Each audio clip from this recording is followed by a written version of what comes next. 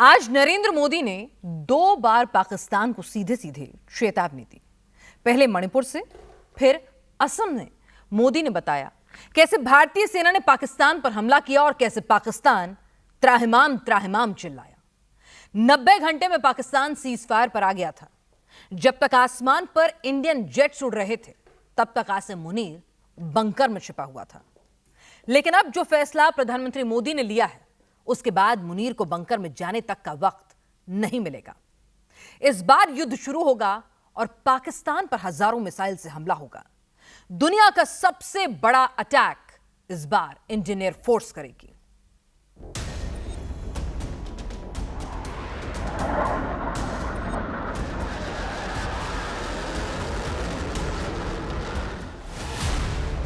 Kashmir LOC के आसमान पर राफेल होंगे। पंजाब इंटरनेशनल बॉर्डर पर राफेल होंगे। राजस्थान बॉर्डर पर राफेल तैनात होंगे। गुजरात के बॉर्डर पर एक्शन में राफेल होंगे। कश्मीर से लेकर भुज तक पूरे पाकिस्तान सीमा पर 150 राफेल अटैक के लिए तैयार होंगे। यह पाकिस्तान पर फ्यूचर वॉर सीन है।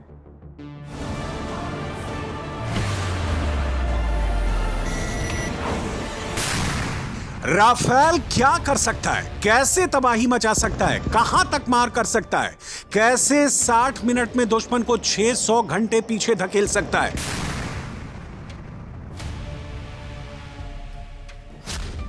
यह आसिम मुनीर से लेकर शहबाज शरीफ तक, हाफिज सईद से लेकर पाकिस्तानी जनता तक हर कोई देख चुका है।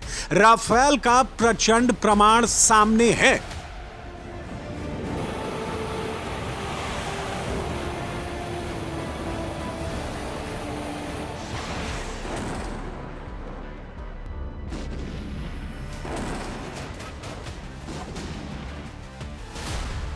अभी भारत के पास 36 राफेल हैं। अब भारत के हवाई बेड़े में 114 राफेल और आने वाले हैं। पाकिस्तान त्राहिमाम त्राहिमाम फिर चिल्लाने वाला है। अभी ऑपरेशन सिंदूर में दुनिया ने भारत की सेना के सामर्थ्य को देखा। हमारे सैनिकों ने ऐसा कहर बरपाया कि पाकिस्तान की सेना त्राही त्राही करने लगी। प्रधानमंत्री मोदी वो करने जा रहे हैं जो पाकिस्तान का एकमात्र इलाज है। इंडियन एयरफोर्स की सबसे खतरनाक डॉक्ट्रिन एक्टिव हो गई है, जिसका नाम है वोल्फ पैक, जो पाकिस्तान का सबसे बड़ा डर है, मुनीर की सबसे बड़ी टेंशन है। वोल्फ पैक डॉक्ट्रिन क्या है, कितनी खतरनाक है? नए 114 राफेल के आने से इक्वेशन कितनी सॉलिड बन गई है और कैसे वोल्फ पैक डॉक्ट्रिन युद्ध शुरू होते ही पाकिस्तान की हवाई शक्ति को पावरलेस बना देगा। यह समझने के लिए पहले 2 शब्दों को समझना होगा। वोल्फ पैक, वोल्फ यानी भेड़िया, जंगल का सबसे खतरनाक शिकारी। भेड़िया ने अगर एक बार अपना शिकार चुन लिया तो उसको कोई नहीं बचा सकता। जैसे भेड़िए झुंड में शिकार करते हैं, वैसे ही इंडियन एयरफोर्स वॉर हिस्ट्री के सबसे बड़े जेट्स पैक में पाकिस्तान का शिकार करेगी। वोल्फ में भारत के राफेल, सुखोई, मिग-29, जगुआर, तेजस जैसे मल्टी रोल जेट्स एक साथ होंगे। पैक में मिराज 2000 हेलीकॉप्टर्स, किलर ड्रोन होंगे। आसमान पर एक साथ करीब 500 प्लेन, ड्रोन सब पाकिस्तान पर टूट पड़ेंगे। इस डॉक्ट्रिन के हर एक पन्ने में पाकिस्तान की तबाही की दास्तान लिखी है।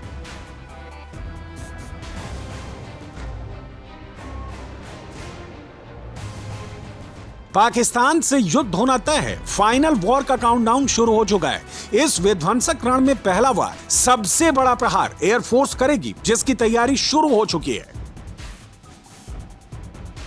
यह भारतीय वायुसेना का फाइटर एयरक्राफ्ट रफाल, जिसे कहते हैं gust of wind, burst of fire, 4.5 generation का ओमनी रोल फाइटर एयरक्राफ्ट, यानी एयर अटैक, एयर डिफेंस, उसके अलावा रैकी के लिए ये पूरी तरह से सक्षम है, पूरी तरह से मॉडर्न एवियोनिक्स और टेक्नोलॉजी से लैस है।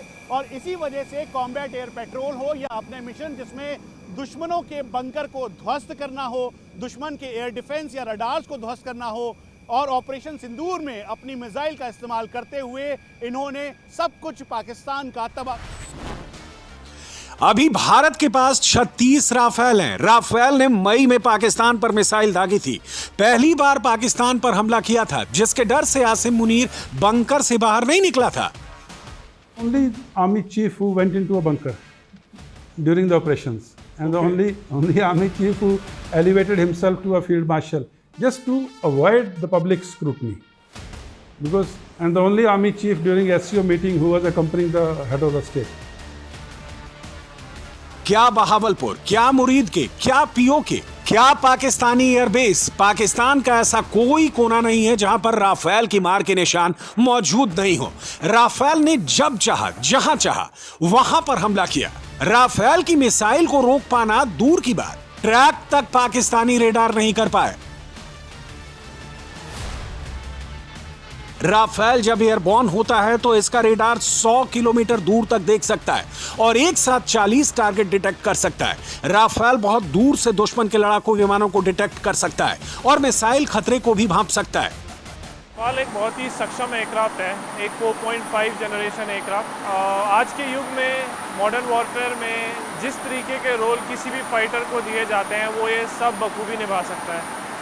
ऑपरेशन सिंदूर में भी हमें जितने रोल्स मिले थे वो सारे रोल इस जहाज़ ने और इस स्क्वाड्रन ने बखूबी निभाए। ये जहाज़ डेटा लिंक केपेबल है, जिसका अर्थ ये होगा कि इस जहाज़ में जो है वो दूसरे जहाज़ को दिख सकता है, दूसरे जहाज़ की चीज़ें इस जहाज़ में दिख सकती हैं। तो इस पॉइंट ऑफ व्यू से मैं बस इतना कहना चाहूँगा कि ये बहुत ही केपेबल एयरक्राफ्ट है। इंटीग्रेशन पूरे तरीके से हो रखा है और इसकी सक्षमता पे हमें कोई शंका होनी नहीं चाहिए। देखिए, वेपन के मामले में मैं इतना बताना चाहूँगा कि अभी रिसेंट जो ऑपरेशन हुए थे, जो वेपन हमने डिलीवर किए वो बहुत ही बखूबी डिलीवर किए, बिल्कुल प्रिसाइज तरीके से जो टारगेट अलॉट किया गया था उस पे जाके वो वेपन गिरा। 7 मई से लेकर 10 मई तक दुनिया की 2 न्यूक्लियर पावर के जेट्स एक दूसरे को टारगेट किए हुए थे। ऐसा वर्ल्ड वॉर 2 के बाद हुआ था, जब आसमान पर सैकड़ों फाइटर जेट्स उड़ रहे थे, लेकिन पाकिस्तान के एक भी फाइटर जेट्स की इतनी हिम्मत नहीं पड़ी कि वो बॉर्डर के 50 किलोमीटर पास तक आ सके, क्योंकि इस बार राफेल से मुकाबला था। रफाल फाइटर एयरक्राफ्ट में आधुनिक सेंसर्स और साथ में वेपन सिस्टम लगा है और इसी की वजह से स्कैल्प, हैमर इन मिसाइल का इस्तेमाल किया गया। ये वो पॉट्स हैं जहां पर मिसाइल्स को इंटीग्रेट किया जाता है। यहां पे एक वेपन लगता है, उसके अलावा यहां पे इंटीग्रेट होता है, फिर उसके बाद यहाँ पे वेपन सिस्टम लगता है। एक साथ ये मल्टीपल मिसाइल्स कैरी कर सकता है। उसके अलावा ये फ्यूल टैंक है जिसे ड्रॉप टैंक कहते हैं। ये सेंसर्स लगे हुए हैं और यही वजह है कि जो रफाल के मिसाइल्स हैं, दरअसल स्कैल्प, मेटियोर, माइका, हैमर, इनकी वजह से पाकिस्तान को काफ़ी नुकसान झेलना पड़ा। मॉडर्न एवियोनिक्स आप देख सकते हैं, सारे sensors all around the aircraft इसके सेंसर्स लगे हुए हैं। ये अलॉन्ग विथ इसका एक EW इलेक्ट्रॉनिक वॉरफेयर है, मतलब कि इलेक्ट्रोमैग्नेटिक स्पेक्ट्रम में हम कैसे दुश्मन के ऊपर हावी हो सकते हैं, हम कैसे अपनी इलेक्ट्रोमैग्नेटिक फ्रीडम, वो स्पेक्ट्रम को यूज़ करना, हम अपनी फ्रीडम कैसे बचा सकते हैं। तो इसके लिए सारे सेंसर्स आप देख सकते हैं, जितने भी आपको यहाँ पे दिख रहे हैं, सारे sensors all around the aircraft लगे हुए हैं।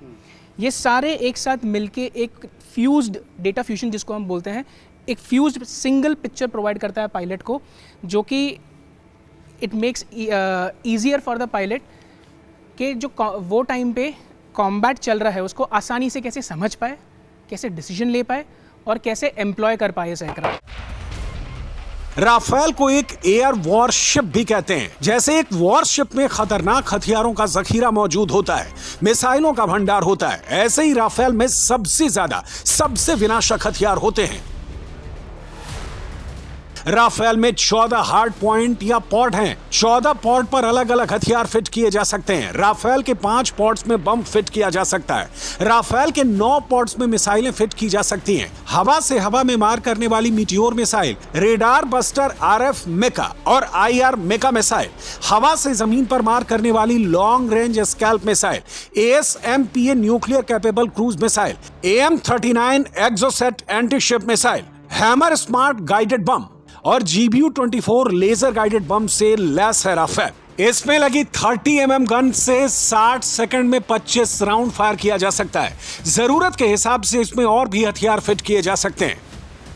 करीबन 1.8 मैक्स की स्पीड है। इसका मतलब है कि करीबन 2000 किलोमीटर प्रति घंटे की रफ्तार से ये तेजी के साथ हवा से बातें कर सकता है। एयर टू एयर रिफ्यूलिंग इसमें दिखाई दे रहा है। उसके अलावा जो ये कॉकपिट है ये पूरी तरीके से सेंसर से लैस है और चारों तरफ जो सेंसर्स लगे हैं।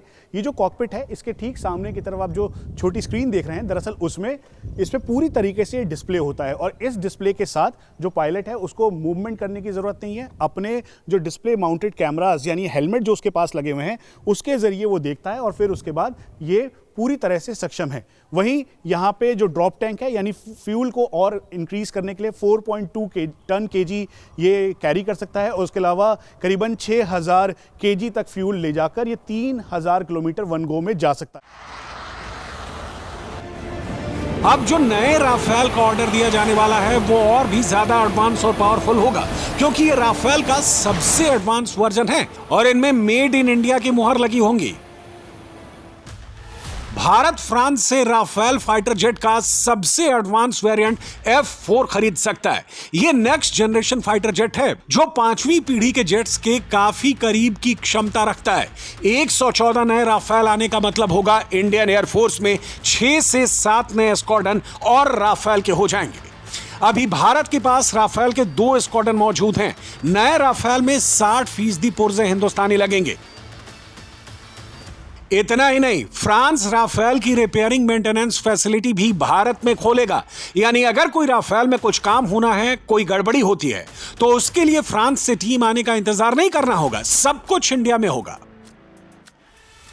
यह फैसला बताता है कि प्रधानमंत्री बड़े युद्ध की तैयारी कर रहे हैं क्योंकि अगर पाकिस्तान नहीं सुधरा, फिर आतंकी हमला किया तो फाइनल वॉर का शंखनाद करना होगा। अब बात वापस वुल्फ पैक डॉक्ट्रिन की, जिसमें सबसे आगे राफेल होगा।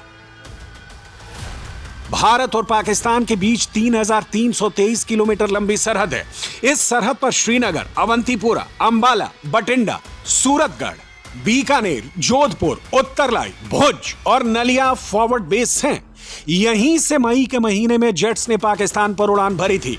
वुल्फ पैक डॉक्ट्रिन यहीं से शुरू होगी। भारत के पास इस वक्त सबसे ज्यादा Sukhoi 30 MKI multi role fighter है। रशियन जेट्स का प्रोडक्शन इंडिया में भी होता है। ये हवाई लड़ाके भारतीय वायुसेना की सबसे बड़ी ताकत भी हैं। इंडियन एयरफोर्स में 260 सुखोई एक्टिव हैं। 12 नए सुखोई 30 MKI रूस से आने वाले हैं। 1996 में भारत ने 50 Su-30 का ऑर्डर दिया था। भारत में पहले सुखोई 30 MKI ने साल 2002 में उड़ान भरी। इसके बाद से हिंदुस्तान के आसमान पर सुखोई का राज हुआ। आप बार बार सुखोई 30 MKI सुनते होंगे। ये MKI क्या होता है ये भी जान लीजिए। सुखोई 30 MKI का मतलब होता है मॉडर्नाइज्ड कॉमर्शियल इंडियन, यानी इंडिया ने सुखोई को अपने मुताबिक एडवांस बनाया है। भारत दुनिया का इकलौता देश है जिसके पास रूस का सबसे एडवांस प्लेन सुखोई 30 है। फ्रांस और रूस एक दूसरे के दुश्मन देश हैं। दोनों की ताकत भारत के पास है। फ्रांस का सबसे एडवांस जेट राफेल है। जब सुखोई और राफेल एक साथ आसमान में गरजते हैं तो दुनिया की कोई भी एयरफोर्स उनके सामने आने की गलती नहीं करेगी।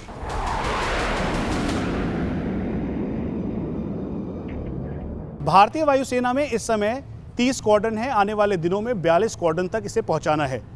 Su-30 जो कि करीबन 240 से ज़्यादा की संख्या में है, MiG-29 अपग्रेडेड, जैगुआर्स, मिराज, उसके अलावा जो बाकी फाइटर एयरक्राफ्ट हैं उसके बेड़े को और सशक्त करता है ये ट्विन इंजन वाला रफाल फाइटर एयरक्राफ्ट। ये जो रफाल फाइटर एयरक्राफ्ट है इसमें जो सेंसर्स लगे हैं, इलेक्ट्रॉनिक वॉरफेयर सूट्स लगे हैं, उसकी वजह से इसकी काबिलियत और बढ़ती है और यही वजह है कि काबिलियत के साथ साथ जो इसका थर्स्ट है, यानी जो इसके उड़ने की शक्ति है, तेज़ी के साथ फ्लाई करने की शक्ति है, और दुश्मन के एयरक्राफ्ट को पहचानने की कि वो फ्रेंड है यानी अपना है या फिर दुश्मन का है, इसमें ये मैनोवर कैपेबिलिटी इसकी बढ़ जाती है और इससे ये और सक्षम होता है। और यही वजह है, चाहे डॉग फाइट हो यानी आमने सामने की दुश्मन के साथ लड़ाई हो, तो उसमें पाकिस्तान के ऊपर पूरी तरह से इसने सप्रेस किया, पाकिस्तान के फाइटर एयरक्राफ्ट को पीछे की तरफ धकेला, चाहे वो पाकिस्तान के अमेरिकी एयरक्राफ्ट हो या पाकिस्तान के चाइनीज़ एयरक्राफ्ट, उसमें पूरी सक्षमता के साथ भारतीय वायुसेना का ये रफाल फाइटर एयरक्राफ्ट पूरी तरह से मुस्तैद था।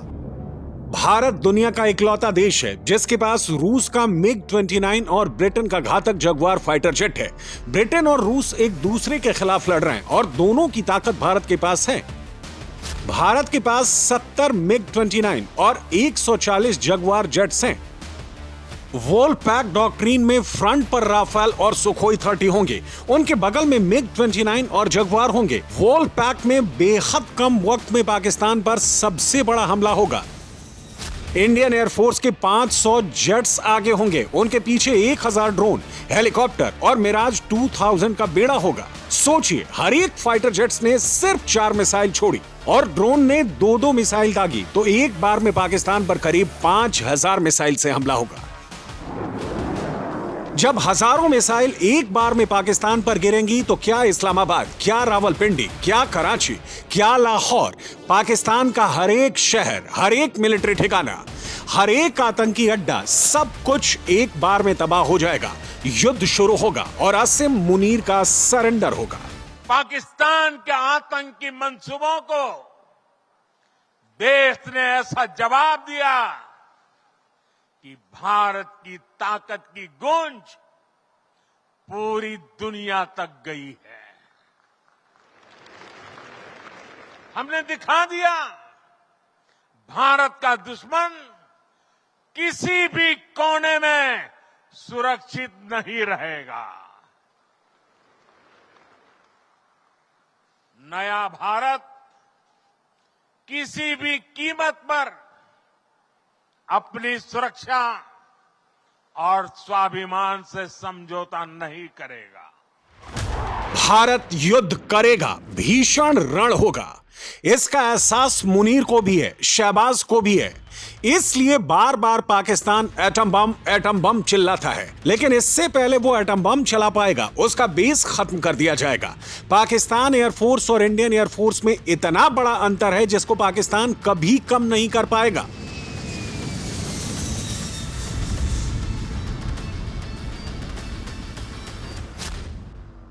इंडियन एयरफोर्स दुनिया में चौथे नंबर पर है जबकि पाकिस्तान 7वें।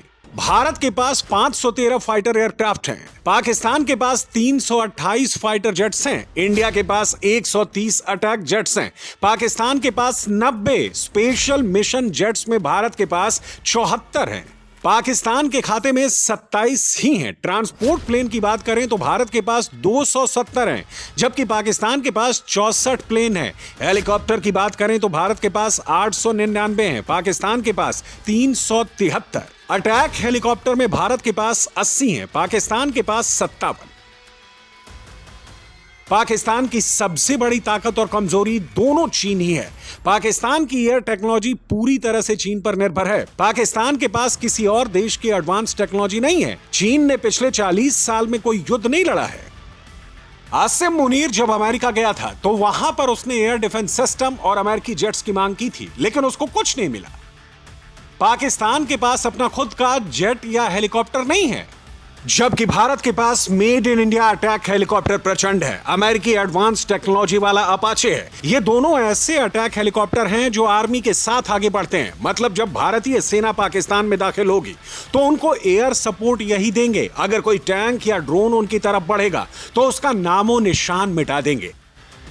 अभी 20 प्रचंड हेलीकॉप्टर भारतीय सेना के पास हैं। 156 नए प्रचंड तैयार हो रहे हैं। 25 अपाचे भारत के पास हैं, 6 शामिल होने वाले हैं। वोल्पैक डॉक्ट्रिन का फाइनल फेज शुरू हो चुका है और अब बारी है अटैक की।